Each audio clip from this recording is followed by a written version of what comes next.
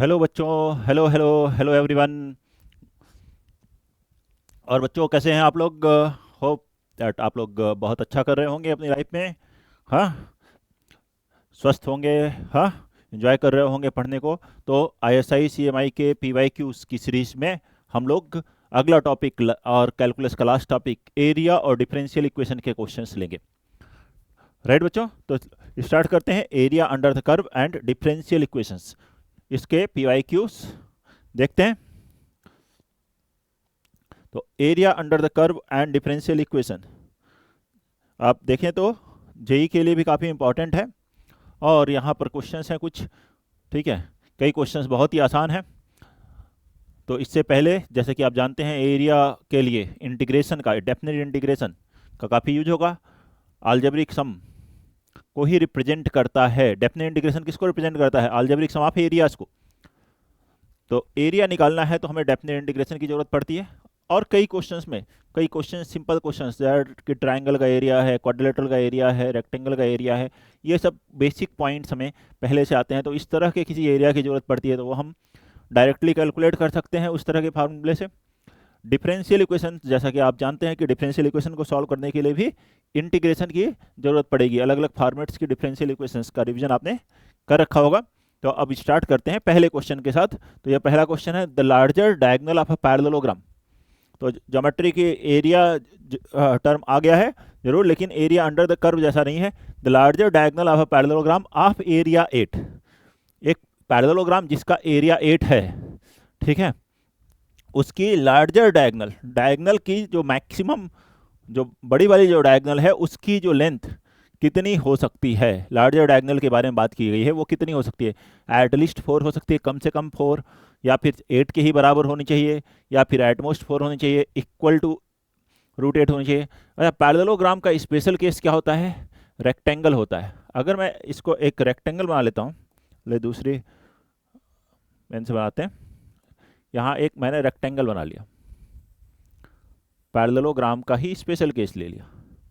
अभी ये ए साइड एक ले ली, दूसरी साइड बी ले ली, तो ये जो डायगोनल होगी ये √a² + b² होगी, और दूसरी डायगोनल भी √a² + b² होगी। अभी इसी क्या, जब हम एंगल बना देंगे, ऐसे पैरेललोग्राम बनाएंगे,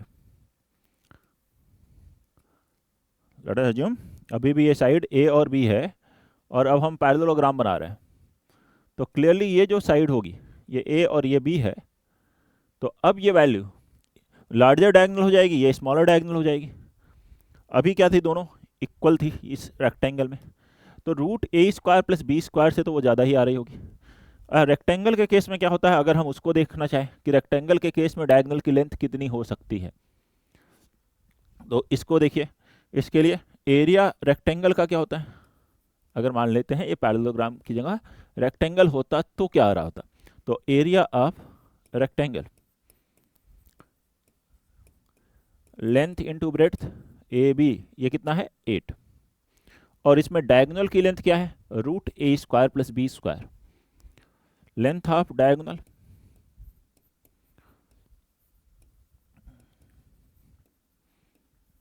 क्या हो गया? √a² + b²। ठीक है। और जैसे ही ऑब्टयूज एंगल बनेगा तो ये वाली जो लेंथ है d, ये तो क्लियरली √a² + b² से ज़्यादा आ रही होगी, राइट।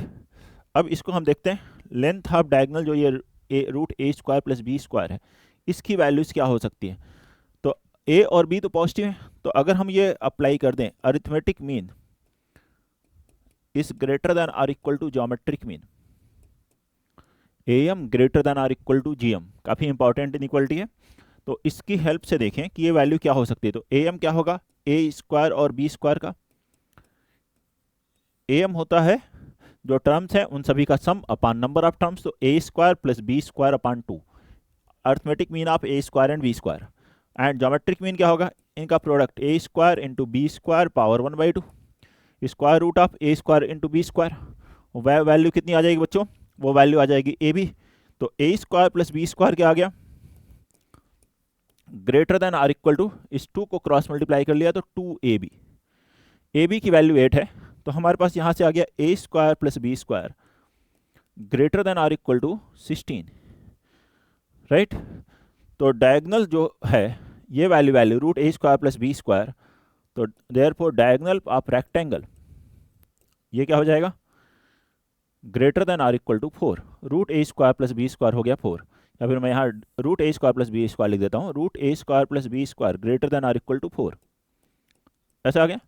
तो ये जो डायगनल की लेंथ है रेक्टेंगल में root A square plus B square हो सकती है या उससे ज़्यादा हो सकती है।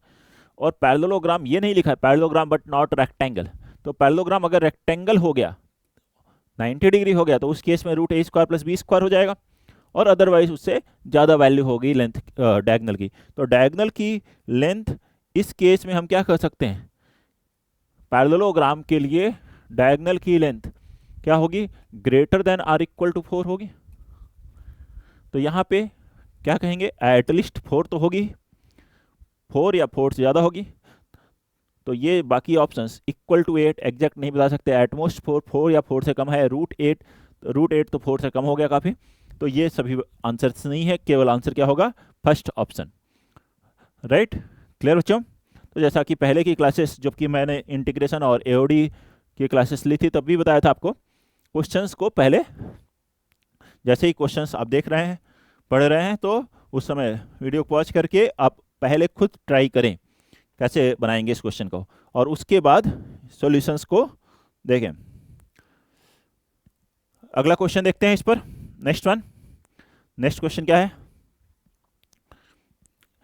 अगेन रेक्टेंगल्स और स्क्वायर्स के एरियाज और इसकी बात की गई है इसमें, तो देखा जाए कैसे होगा।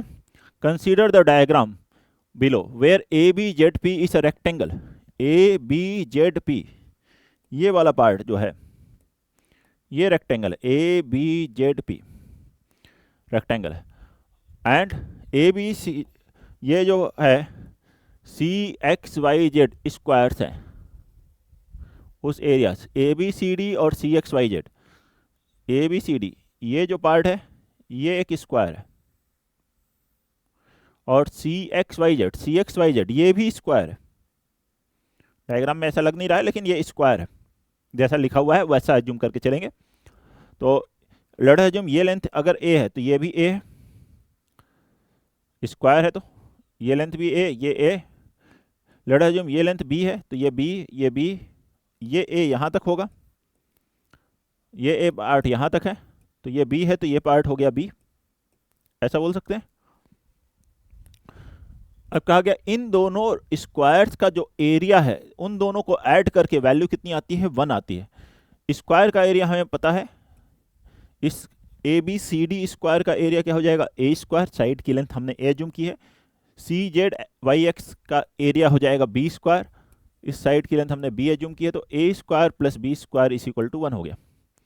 तो यहाँ से हमारे पास आ गया A square plus B square की वैल्यू कितनी होगी, 1 होगी। और क्या चाहिए अब हमें, the maximum possible area of rectangle A B Z P. तो area of rectangle A B Z P, इस ये जो बड़ा वाले पार्ट है ये रेक्टेंगल है, इसकी ये लेंथ कितनी हो गई ए, और ये वैल्यू दूसरी साइड कितनी हो गई ए प्लस बी। तो एरिया क्या होगा, product of this two sides, length into breadth, तो ए इंटू ए प्लस बी। ये एरिया हम चाहते हैं कि मैक्सिमम पॉसिबल वैल्यू क्या होगी, और A square plus B square is equal to 1 है। तो देखिए इसको मैक्सिमाइज करने के लिए क्या करेंगे, ए स्क्वायर प्लस बी स्क्वायर 1 हो तो ए की वैल्यू क्या होगी, ए और बी हम ट्रिग्नोमेट्री में लिख सकते हैं, let A is equal to cos theta and B is equal to sine theta, ऐसे एज्यूम कर सकते हैं। A square plus B square 1 है तो ए को कॉस थीटा और बी को साइन थीटा लिया जा सकता है, और वो वैल्यूज हम यहाँ रख देते हैं। तो ये वैल्यू आ गई cos theta into cos theta plus sine theta, ऐसा आ जाएगा बच्चों। मल्टीप्लाई कर लीजिए इसको, तो ये बन गया cos square theta plus cos theta sine theta. Multiple angle में चेंज करने के लिए इसमें हम फर्दर 2 से मल्टीप्लाई और डिवाइड कर लेते हैं। किससे मल्टीप्लाई डिवाइड कर लेंगे, 2 से मल्टीप्लाई डिवाइड कर लीजिए, क्योंकि 2 कॉस स्क्वायर थीटा फार्मूला है। कौन सा फार्मूला होता है 2 cos square theta, 1 plus cos 2 theta, and 2 cos theta sine theta किसका फार्मूला बन जाएगा बच्चों, साइन 2 थीटा, तो ये बन गया 1 plus cos 2 theta plus sign 2 theta upon 2। तो cos 2 theta plus sign 2 theta, ये एक स्टैंडर्ड फार्मूला है इसका मैक्सिमम के लिए। क्या होता है, A cos theta plus or minus B sine theta हो तो इसकी रेंज कितनी होती है, minus times root over A square plus B square से लेकर plus times root over A square plus B square तक। ये स्टैंडर्ड फार्मूला है। A cos theta plus B sine theta की range minus root A square plus B square से plus root A square plus B square तक है। तो उसी से अगर हम इसकी रेंज देखें, cos 2 theta plus sign 2 theta की रेंज क्या हो जाएगी, माइनस रूट 2 से लेकर प्लस रूट 2 तक। तो माइनस रूट 2 से प्लस रूट 2 तक इसकी रेंज है। तो मैक्सिमम वैल्यू क्वेश्चन में कैलकुलेट करना है, तो मैक्सिमम क्या होगा इसकी वैल्यू रूट 2। तो इसका एरिया मैक्सिमम एरिया कितना हो गया, 1 प्लस रूट 2 अपान 2। 1 प्लस रूट 2 अपान 2 कौन सा ऑप्शन है, ऑप्शन डी है। तो इस तरह से हम लोग इसको सॉल्व करेंगे। देख लें एक बार सॉल्यूशन।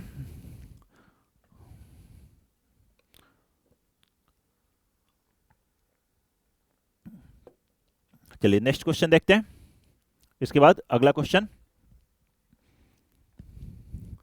नेक्स्ट वन देखिए, from a square of unit length pieces from the corners are removed to form a regular octagon, then the value of area removed is. तो जो एरिया रिमूव किया गया उसकी वैल्यू क्या होगी। एक स्क्वायर से हमने क्या किया गया, चारों कॉर्नर से कुछ पार्ट रिमूव किया जिससे रेगुलर ऑक्टागन बन जाए। तो देखते हैं ऐसा कब होगा। जैसे कि एक स्क्वायर बना लिया, रेज्यूम ये एक स्क्वायर है, यहां से कैसे पोर्शंस हटाएंगे जिससे कि ऑक्टागन बने। तो ये 4 साइड्स तो हो गई, हम यहां से पोर्शन हटाएं जिससे कि यहां से एक एक साइड कॉर्नर से भी मिल जाए। तो एक एक साइड कॉर्नर से कैसे मिलेगी, जब हम यहाँ से कट करेंगे इस तरह से कि एक ट्रायंगुलर पार्ट कट कर रहे होंगे, तो एक साइड ये मिल जाएगी, एक ट्रायंगुलर पार्ट यहाँ से कट कर रहे होंगे। तो देखिए ऐसे मिल गया A1 A2 A3, ऐसे ही इधर से कट करें तो ये A1 A2 A3 A4 A5 A6 A7 और A8, ये क्या बन जाएगा, ये इस तरह से एक ऑक्टागन मिल रहा होगा।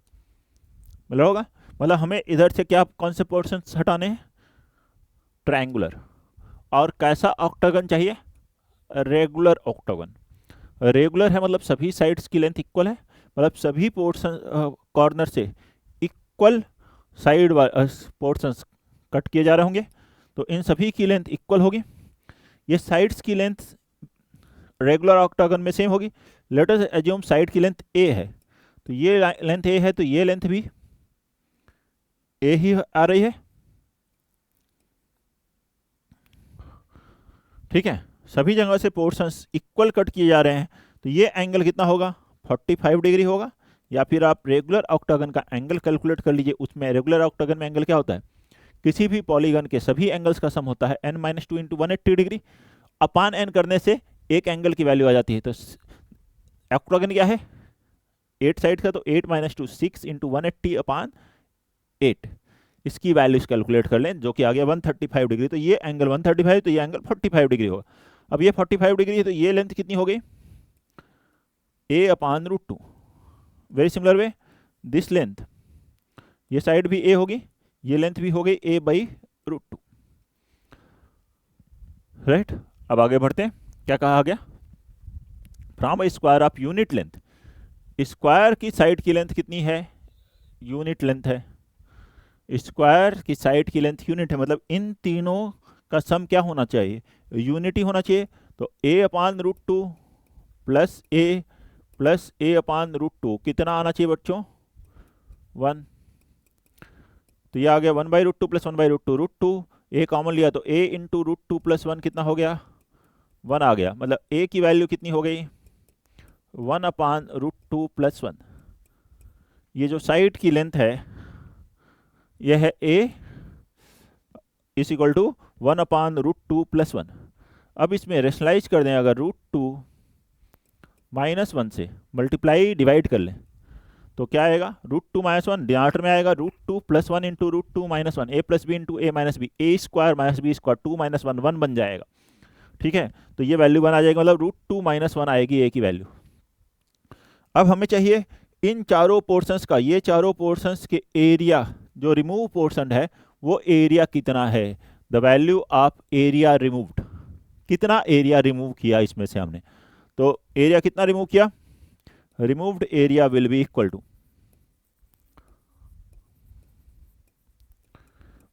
4 times area of one triangle, इस तरह के 4 ट्राइंगल है, area of one of the triangle,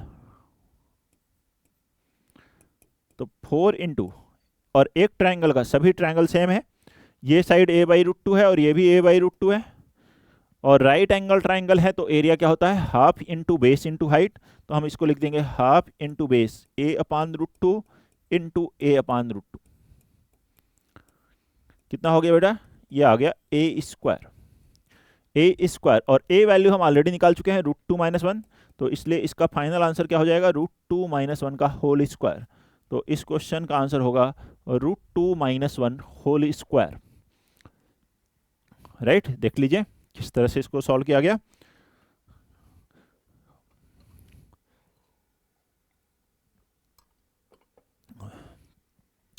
hope सभी को समझ में आ गया होगा कि स्क्वायर से हम जब ट्रायंगुलर पोर्शन हटाएंगे तो रेगुलर ऑक्टागन बनेगा, और इस तरह से हम साइड की लेंथ निकाल लेंगे a, और फिर removed area 4 times area of triangle से आ जाएगा।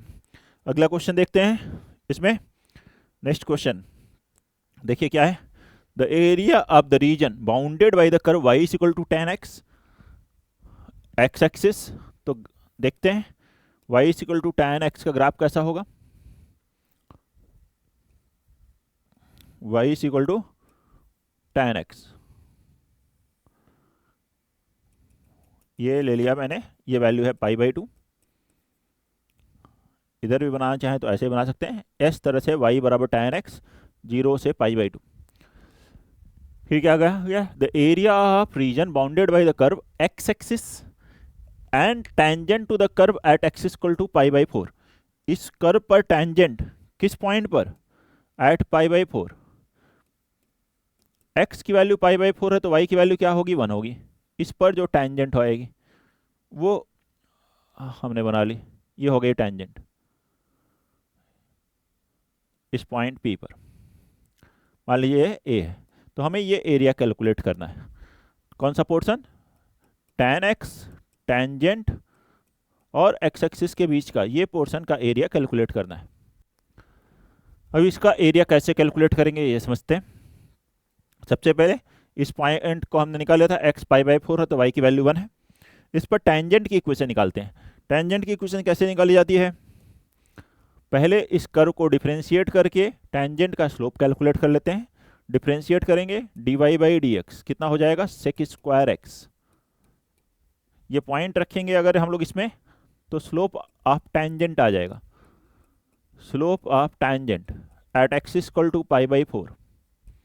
तो इसमें π/4 रख दीजिए, sec π/4 की वैल्यू होती है √2, तो ये √2 का स्क्वायर वैल्यू आ जाएगी 2। स्लोप ऑफ टेंजेंट इस पॉइंट P पर कितना आ गया, 2 आ गया। स्लोप पता है, पॉइंट पता है, तो हम टेंजेंट की इक्वेशन लिख सकते हैं। देयरफॉर इक्वेशन ऑफ टेंजेंट, तो टेंजेंट की इक्वेशन क्या हो जाएगी बच्चों, y - y1 is equal to m into x minus x1। ये टेंजेंट x एक्सिस को जाके कहाँ पे कट कर रही है, पॉइंट A पर। ये पॉइंट हम लोग कैलकुलेट करेंगे, कैसे निकालेंगे, y की वैल्यू 0 रख दीजिए, तो फॉर पॉइंट ऑफ इंटरसेक्शन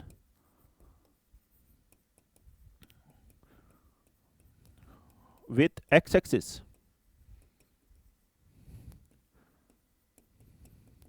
इसमें रखिए y बराबर 0, तो x की वैल्यू आ जाएगी, x की वैल्यू कितनी आ जाएगी, π/4 - 1/2। मतलब ये पॉइंट का कोऑर्डिनेट आ गया π/4 -1/2 कामा 0।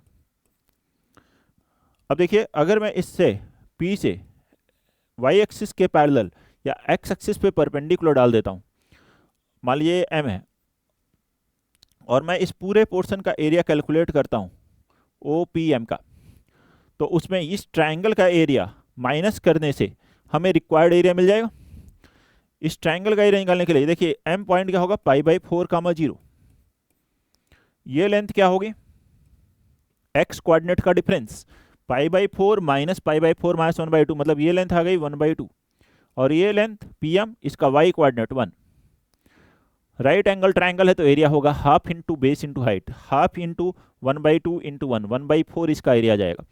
और ये पूरा एरिया निकालने के लिए हम क्या करेंगे, इस कर्व tan x को इंटीग्रेट करेंगे। तो रिक्वायर्ड एरिया जो है, रिक्वायर्ड एरिया के लिए आप क्या करिए, 0 से π/4 तक tan x को इंटीग्रेट करिए, 0 से π/4 तक, ये है x बराबर 0 से π/4 तक इंटीग्रेट करेंगे, ये कंप्लीट एरिया आ जाएगा। इसमें से ये ट्रायंगल का एरिया APM, इस ट्रायंगल का एरिया माइनस करेंगे, minus area of triangle half into base into height, ये माइनस कर लिए एरिया ऑफ ट्रायंगल, यही रिक्वायर्ड एरिया। अब इसको इंटीग्रेट कर लेते हैं। तो tan x का इंटीग्रेशन हम सबको ही को मालूम है, tan x का इंटीग्रेशन क्या होगा, tan x का इंटीग्रेशन होता है ln sec x, लिमिट है 0 से π/4।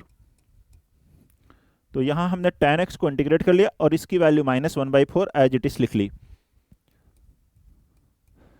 इसमें रखिए sec π/4 की वैल्यू √2 और 0 पर sec 0 की वैल्यू 1, ln 1 की वैल्यू 0, -1/4। ln √2 को लिखेंगे 2 पावर 1/2, तो ये बन जाएगा 1/2 ln 2 -1/4। तो इसमें से 1/2 कॉमन ले लीजिए, तो यही आंसर आ गया। ln 2 को क्या लिख सकते हैं, ln 2 का मतलब होता है log 2 to the base e -1/2। तो ये आंसर दिया हुआ है ऑप्शन सी, देखिए ये आंसर है ऑप्शन सी। ठीक है, तो इस तरह से ये एरिया अंडर द कर्व का क्वेश्चन बनेगा। क्या किया हमने, टेंजेंट की इक्वेशन लिखी पॉइंट P पर, वो एक्सेस कहाँ कट करे, इस कर्व के साथ ये एरिया निकालना था, पूरा tan x तक इंटीग्रेट किया, इसमें से ये ट्रायंगल का एरिया माइनस कर दिया।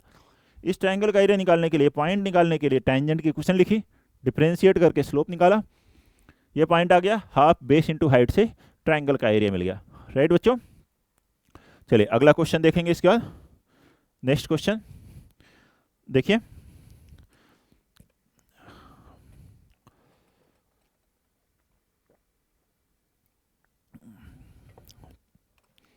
नेक्स्ट क्वेश्चन में यहाँ पर एक थोड़ा करेक्शन कर लीजिएगा, ये है modulus of fx minus gx, ऐसा लिखा हुआ।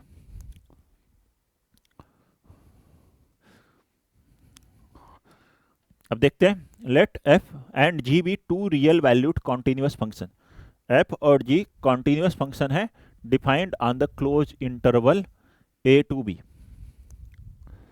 fa is less than ga। a पर जो वैल्यू है, मान लीजिए a से b, a पर जो f की वैल्यू है वो g की वैल्यू से कम है, ये fa हो गया, ये मान लीजिए ga हो गया।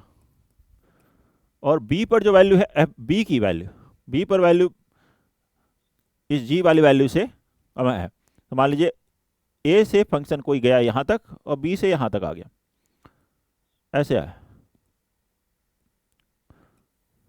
यह है y बराबर fx, तो b पर वैल्यू क्या हो गई fb, इसको कर देते हैं b, और ये वैल्यू हो गई b comma g of b, तो यह है b comma f of b, तो f ऑफ b की वैल्यू ज्यादा है। अब कहा गया then area enclosed between the graph of the functions between line x equal to a, ये लाइन हो गई x equal to a, x equal to b and this two curves, तो ये एरिया निकालना है। देख ले, यही एरिया तो पूछा गया, x बराबर a से x बराबर b तक, y बराबर fx, y बराबर gx। केवल आपसे स्टैंडर्ड फार्मूला पूछ लिया गया है ऑप्शंस में, इंटीग्रेट नहीं करना पूरा।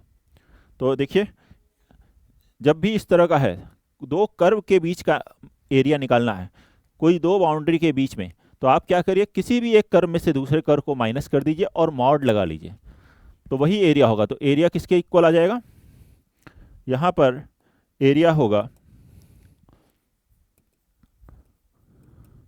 ए to B modulus of F X minus modulus G X, sorry modulus of F X minus G X D X, ये एरिया आ जाएगा। क्यों, लेट अस अज्यूम ये पॉइंट ऑफ इंटरसेक्शन कोई सी है, एक नहीं कई पॉइंट ऑफ इंटरसेक्शन भी हो सकते हैं, ये तो मैंने एक ग्राफ बनाया है, ठीक है, कोई भी आप ग्राफ बना सकते हो, एरिया हमेशा ये रहेगा। लेट अस अज्यूम x बराबर सी एक पॉइंट ऑफ इंटरसेक्शन है, तो a से लेकर c तक किसका ग्राफ ऊपर है, देखिए g का ग्राफ ऊपर है f के ग्राफ के, तो ये अगर एरिया निकालना है तो upper curve minus lower curve करते हैं, तो a से c तक, यही देखिए जब g f से बड़ा होगा तो मॉड के अंदर की वैल्यू निगेटिव होगी, मॉड के अंदर की निगेटिव वैल्यू निगेटिव होगी। जब भी मॉड के अंदर की वैल्यू जीरो हो रही है, पॉजिटिव है या निगेटिव है, तो उसके अकॉर्डिंग हम मॉड को ब्रेक करते हैं।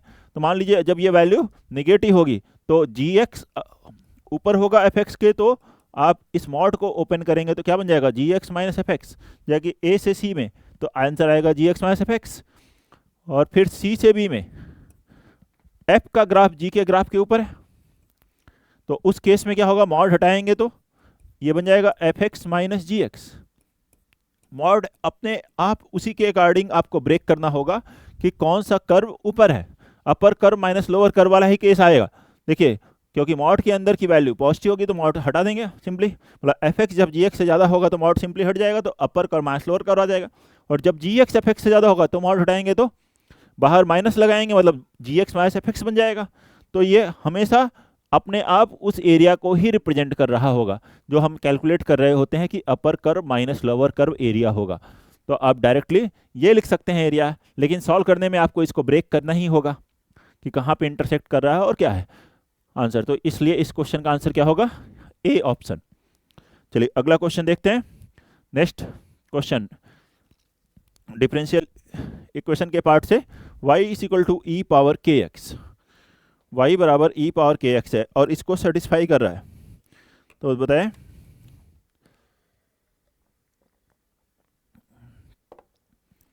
इसमें क्या आंसर होगा। यह question y is equal to E to the power के एक्स इस इक्वेशन को सेटिस्फाई कर रहा है।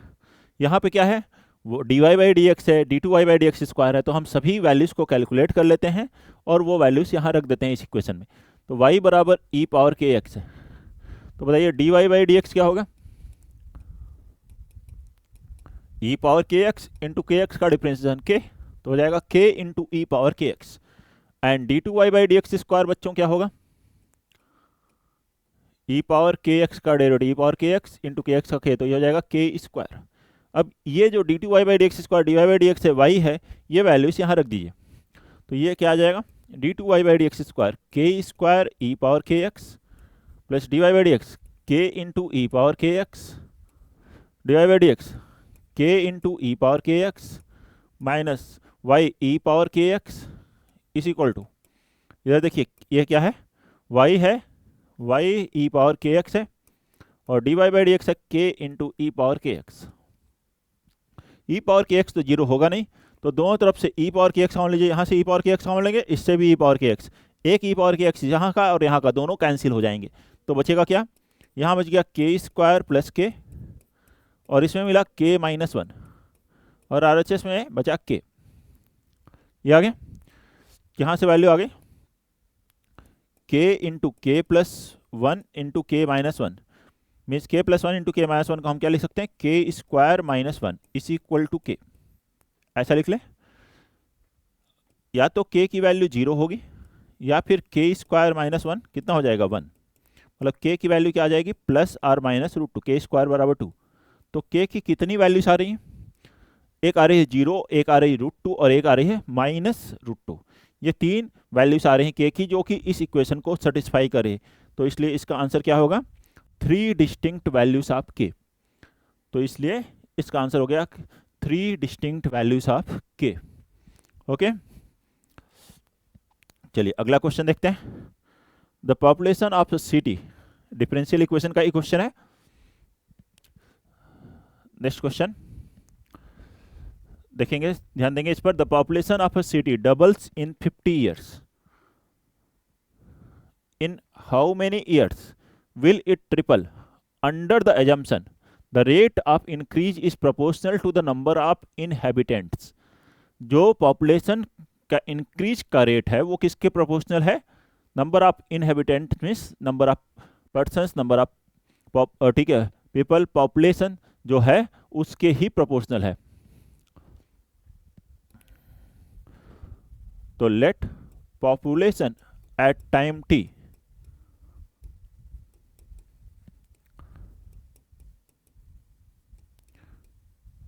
बीपी, लेट अस अज्यूम किसी टाइम टी पर पॉपुलेशन क्या है? पी है सिटी की। Therefore rate of change DP upon D किसके प्रोपोर्शनल है? पॉपुलेशन के ही। Number of inhabitants means population P के प्रोपोर्शनल है। तो हम डीपी बाई डी को क्या लिख सकते हैं? प्रोपोर्शनलिटी कांस्टेंट हटाएंगे तो लिखेंगे के into P. DP upon D क्या आ गया बच्चों? के इंटू पी। तो यहां से dp upon p will be equal to k times dt, ऐसे कर सकते हैं वेरिएबल से प्रेबल की तरह। अब यहां देखें 50 ईयर्स में पॉपुलेशन क्या हो गई? डबल हो गई, डबल्स इन 50 ईयर्स। तो let us assume initial population क्या थी? p नॉट थी। Let initial population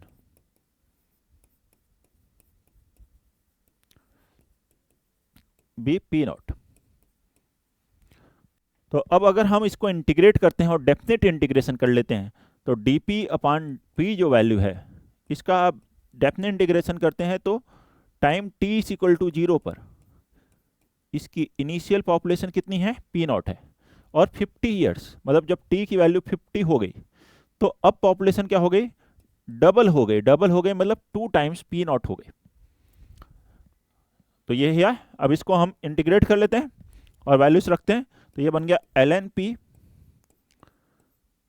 D by P का integration p naught to 2p naught, और यहाँ आ जाएगा के टी, लिमिट है 0 से 50। रखें इसमें वैल्यू तो ln 2p not minus ln p not, तो ln m minus ln n, log m minus log n, log m by n होता है तो उससे आ जाएगी ln 2 इसे वैल्यूज, और इधर आ जाएगा k इंटू 50, मतलब 50 की वैल्यू k की वैल्यू आ गई ln 2 अपॉन 50। ये k की वैल्यू है हमारे पास। तो हमने यहां से क्या किया? जो पहली इंफॉर्मेशन थी उससे ये प्रोपोर्शनलिटी कांस्टेंट की वैल्यू कैलकुलेट की। अब आगे इसमें देखते हैं अगला पॉइंट, इसमें क्या लिखा हुआ है? Under the assumption the rate of increase is proportional to the number of inhabitants, in how many years it will triple? ये कितने साल में ये क्या हो जाएगी? 3 टाइम्स हो जाएगी, 3 गुना हो जाएगी। तो इस पार्ट को लेट अस अज्यूम कि टाइम t में ये पॉपुलेशन ट्रिपल हो जाती है। लेट पॉपुलेशन ट्रिपल्स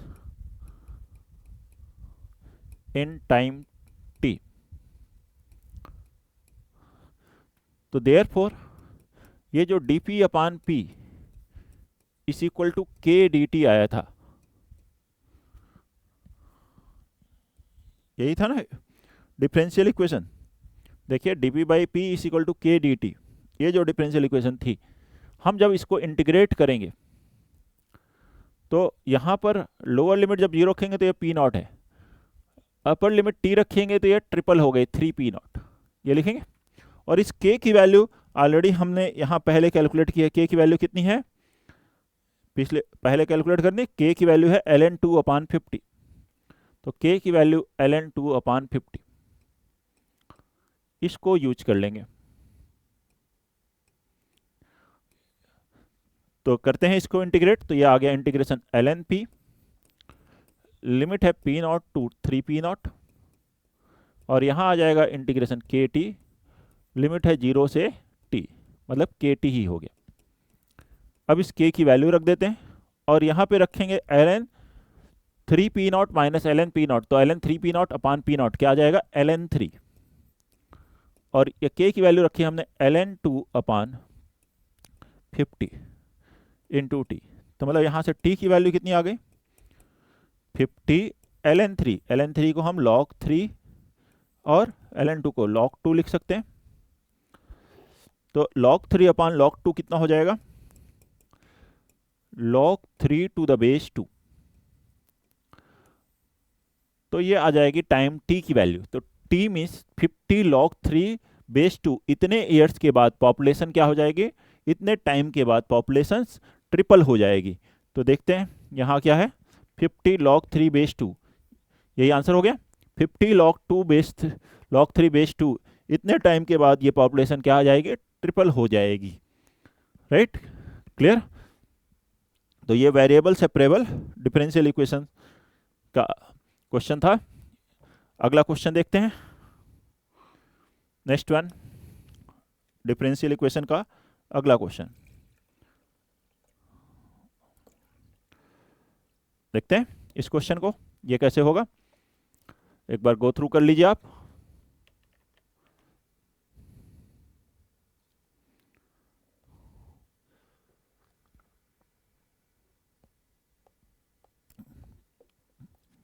ठीक है, तो फिर स्टार्ट करते हैं इस क्वेश्चन को। इसको कैसे सॉल्व करेंगे।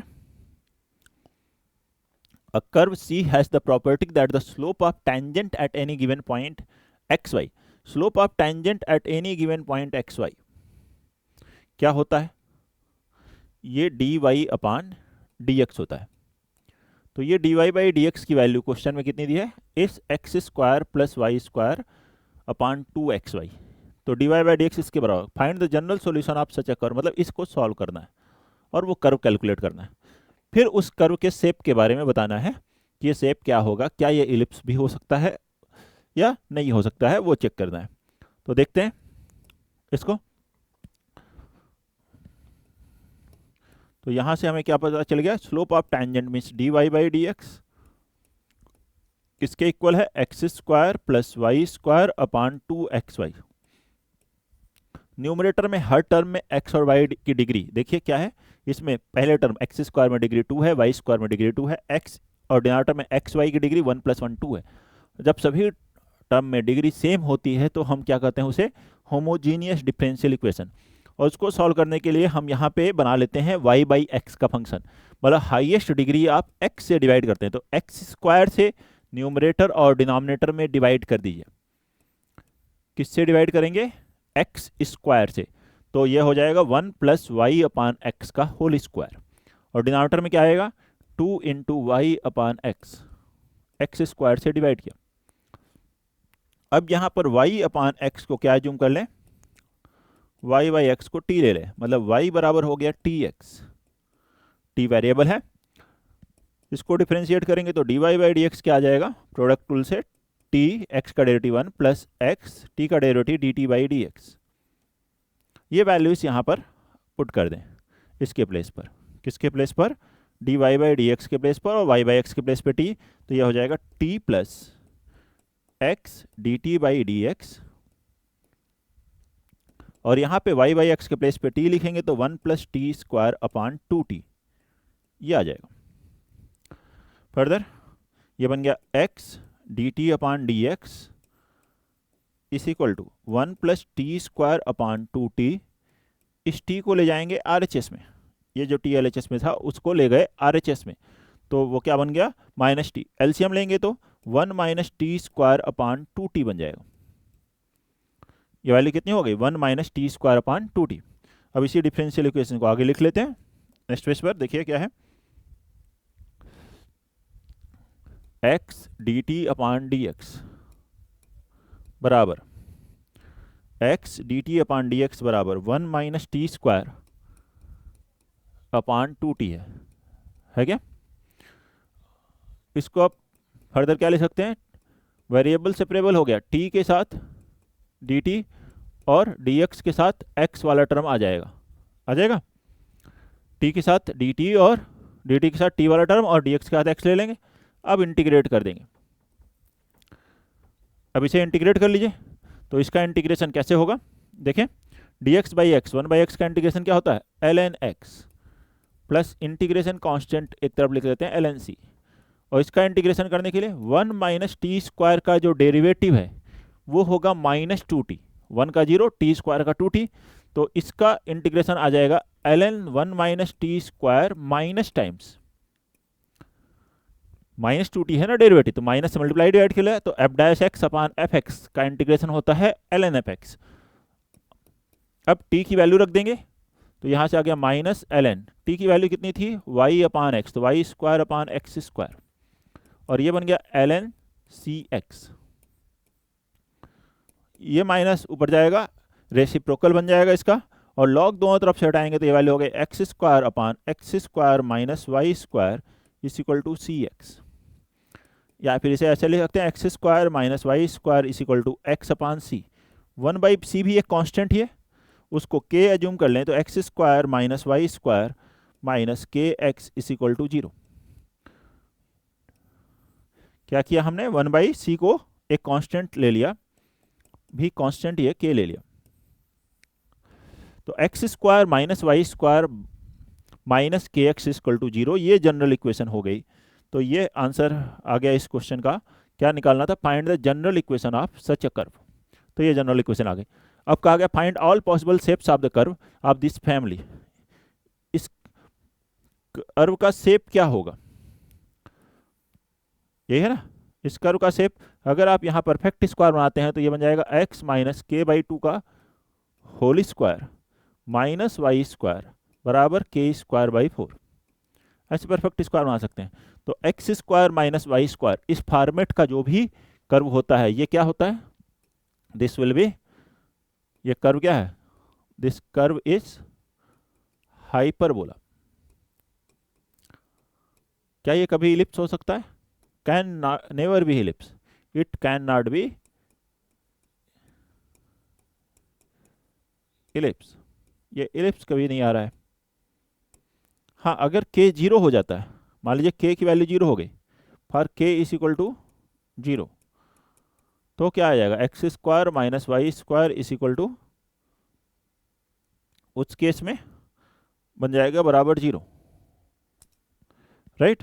तो फिर हम x बराबर y बराबर प्लस माइनस एक्स, तो पेयर ऑफ स्ट्रेट लाइंस का फॉर्मेट आ सकता है, राइट। तो ये कर्व आ रहा है इस क्वेश्चन में।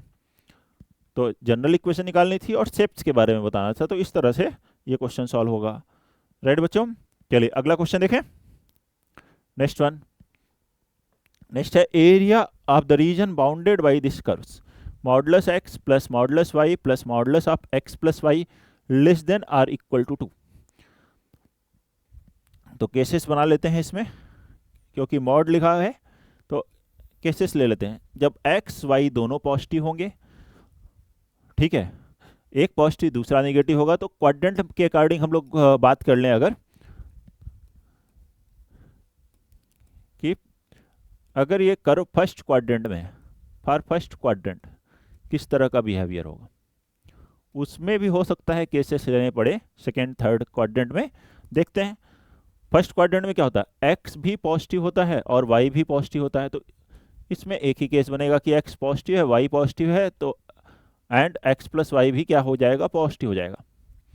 तो ये पूरा मॉडुलस पॉजिटिव साइन से, मॉडुलस के अंदर क्वांटिटी पॉजिटिव है तो मॉड को सिंपली हटा देंगे, तो ये वैल्यू हो जाएगी x plus y plus x y less than or equal to 2, means 2x plus 2y less than or equal to 2। तो x प्लस वाई क्या आ गया, less than or equal to 1, ये आया। अब यहाँ बनाइए x plus y less than or equal to 1, तो x plus y is equal to 1, ये लाइन है, ये है 1 0 और ये है 0 1। तो इसमें हम देखें तो ये पार्ट में आएगा less than or equal to 1। तो ये एरिया अगर इसका देखें जो कि फर्स्ट क्वाड्रेंट में एरिया बन रहा होगा, तो ये एक राइट एंगल ट्राइंगल बन रहा है। तो इस राइट एंगल ट्राइंगल का एरिया क्या हुआ, एरिया हो गया half into base into height means 1/2। ये आ रहा है फर्स्ट क्वाड्रेंट से, आ रहा है एरिया फर्स्ट क्वाड्रेंट के केस में एरिया होगा 1/2। सेकेंड क्वाड्रेंट को देखते हैं, for second quadrant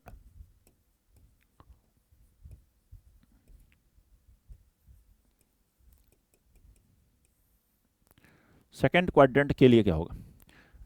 second quadrant में x निगेटिव हो गया, y पॉजिटिव हो गया, ठीक है, x निगेटिव y पॉजिटिव, तो ये तो मॉड हट जाएगा, जैसे कि therefore minus x plus y, क्योंकि ये वाली वैल्यू निगेटिव हो गई, सेकेंड क्वाड्रेंट में x निगेटिव हुआ, y तो पॉजिटिव ही रहा, plus mod x plus y. लेकिन x प्लस वाई क्या है, पॉजिटिव है या निगेटिव? तो इसके लिए दो केसेस बन जाएंगे फर्दर।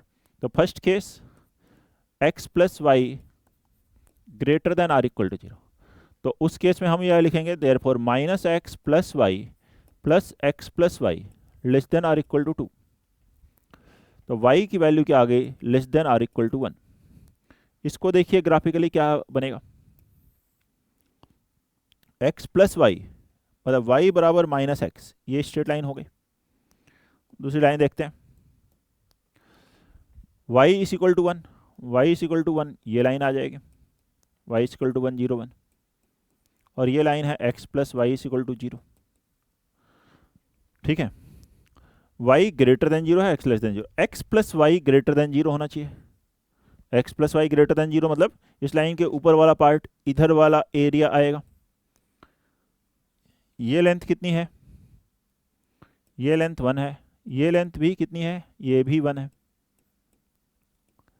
तो ये रिक्वायर्ड एरिया आ रहा है जब x plus y greater than or equal to 0 है। सेकेंड केस इसी में लेंगे, x plus y less than 0,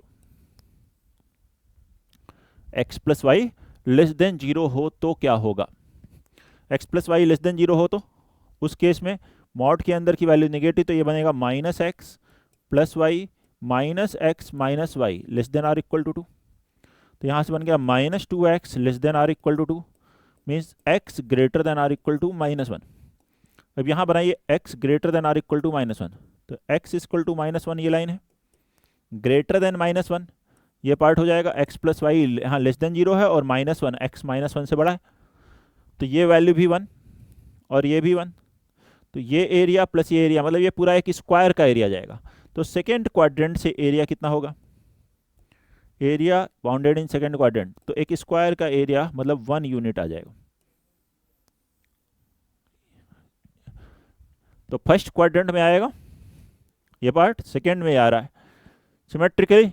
देखिए x की जगह माइनस वाई, वाई की जगह माइनस एक्स रखेंगे। थर्ड क्वाड्रेंट में सेम वे एरिया 1/2 आएगा, और फोर्थ क्वाड्रेंट में एरिया यही कितना आ जाएगा, 1 स्क्वायर यूनिट आ जाएगा। तो इन सबको ऐड करके हमें एरिया कैलकुलेट करना है, तो देयरफॉर टोटल एरिया, तो मैं यहाँ एक साथ सिमेट्री से लिख देता हूँ, using symmetry area will B similarly area in third quadrant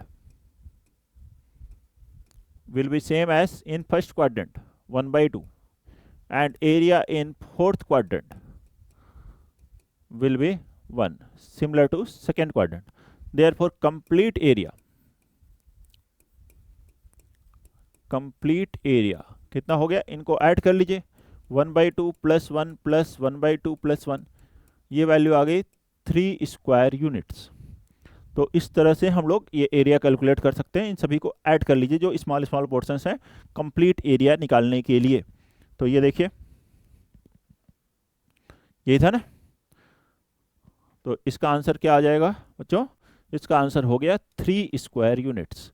देख लें सॉल्यूशन बताएंगे कोई भी, ठीक है, क्लियर हो जाना चाहिए। आसान इस तरह से केसेस बना करके हमें सॉल्व करना होगा ये एरिया निकालने के लिए। अगला क्वेश्चन देखते हैं, इसमें नेक्स्ट वन क्या है, the sides of a triangle are of length 2 units and 3 units. एक ट्राइंगल की साइड की लेंथ क्या है, 2 यूनिट है और एक 3 यूनिट्स है। Then maximum possible area of the triangle, तो उस ट्राइंगल का मैक्सिमम कितना एरिया हो सकता है। देखिए अगर एक ट्राइंगल की साइड मैं बना लेता हूँ 3, मान लीजिए साइड है ए बी सी ट्राइंगल बना रहे हैं, और दूसरी बनानी है मुझे 2, या तो वो एक एंगल पे होगा, या तो किसी एक्यूट एंगल पे हो, राइट एंगल पे हो, या इस तरह से ऑब्टयूस एंगल पे हो। देखिए किसी भी एंगल पे, मान लीजिए एक्यूट एंगल पे बनाया मैंने ए सी, लेट अज्यूम ये साइड की लेंथ 2 है। तो जैसे ही मैं यहाँ से इस पर परपेंडिकुलर डालूंगा, ये हाइट h होगी, और ये हाइट h इस राइट एंगल ट्राइंगल में अगर आप देखें ACM में, तो ये हाइट इस 2 से कम होगी, क्योंकि इस राइट एंगल ट्राइंगल का ये जो 2 साइड है ये हाइपोटेन्यूस बन जाएगी। तो इसमें जो एरिया होगा, अगर लिखें हाफ इंटू 3 इंटू h, ऐसा आएगा, और h की वैल्यू लेस देन 2 होगी। यही अगर हम ऑब्ट्यूज एंगल बनाएं, मान लीजिए यहाँ पर A पर कोई कहे कि एक्यूट बनाया था, ऐसे बना दें, ये वाली साइड की लेंथ 2 है, उस केस में भी हमें क्या करना होता है, एरिया के लिए हम इस पॉइंट से C से परपेंडिकुलर डालेंगे, तो ये जो हाइट है h की वैल्यू 2 से कम होगी, तो फिर से area half into base into height, half into 3 into h लिखेंगे, h लेस देन 2 होगा।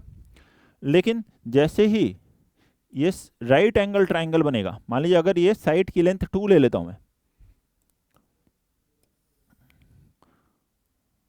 अब देखिए ABC, ये AC की लेंथ मैंने 2 ले ली, तो मतलब हाइट की वैल्यू 2 के बराबर ले ली। बाकी सभी केसेस में हाइट की वैल्यू 2 से कम आएगी, तो हाइट की वैल्यू जैसे ही मैंने 2 ली, तो अब एरिया क्या होगा, अब एरिया होगा half into 3 into 2, half into base into height, height की वैल्यू 2 हो गई, और बाकी सभी केस में हाइट की वैल्यू 2 से कम हो गई, तो मैक्सिमम एरिया की वैल्यू, तो मैक्सिमम एरिया क्या हो जाएगा, मैक्सिमम एरिया यही होगा, मैक्सिमम एरिया हो गया हाफ इंटू 3 इंटू 2, जब हाइट 2 हो जाए, मतलब एक साइड ही हाइट के बराबर हो जाए, मतलब राइट एंगल ट्राइंगल बन जाए, उस केस में एरिया मैक्सिमम होगा। तो मैक्सिमम एरिया कितना हो जाएगा बच्चों, 3 आ जाएगा। ठीक है, देख लेंगे इसको। तो होप आप सभी को एरिया और डिफरेंशियल इक्वेशंस के ये जो कुछ क्वेश्चंस PYQs के किए, ये समझ में आए होंगे। ठीक है, और बेहतर करने के लिए PYQs के बुक्स और क्वेश्चंस आप करें, राइट। तो कैलकुलस का ये पोर्शन यहाँ कंप्लीट होता है। Thank you everyone, thank you बच्चों, आप सभी को ठीक से ध्यान से सुनने के लिए। हाँ,